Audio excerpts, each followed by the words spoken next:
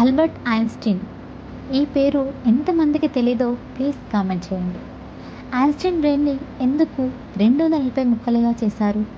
ఆశ్చర్యపరిచే నిజాలు ఈ చిన్న వీడియోలో ఉన్నాయి, చూసేసేయండి.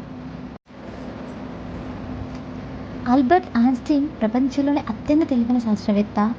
అతను 1955 ఏప్రిల్ 18న మరణించారు. ఆయన మరణించినప్పుడు ప్యాథాలజిస్ట్ అయిన థామస్ హార్వే కుటుంబం అనుమతి పూర్తిగా స్పష్టంగా లేని పరిస్థితుల్లోనే ఆయన మెదడును భద్రపరిచారు. ఆ తర్వాత మెదడును ప్రత్యేక రసాయనాలతో సుమారు 240 చిన్న భాగాలుగా విభజించారు. ఐన్‌స్టీన్ మేధస్సుకు కారణం మెదడులో ఏమైనా దొరుకుతుందా అని తెలుసుకోవాలనుకున్నారు.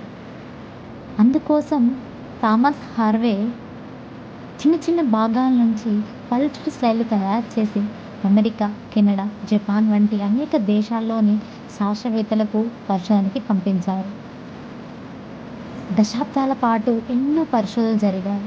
మెదడు నిర్మాణం, కణాలు, నరాల కణజాలం అన్నీ సూక్ష్మంగా అధ్యయనం చేశారు.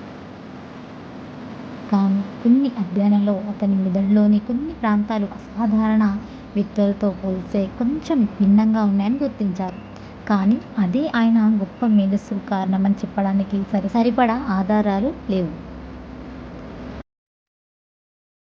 అందుకే ఇప్పటికీ ఆల్బర్ట్ ఐన్‌స్టీన్ మేధస్సు ప్రపంచంలోనే అతిపెద్ద శాస్త్రీయ రహస్యాల్లో ఒకటిగా మిగిలిపోయింది. ఇలాంటి మరెన్నో ఇంట్రెస్టింగ్ స్టోరీస్ కోసం ప్లీజ్ సబ్స్క్రైబ్ చేయండి.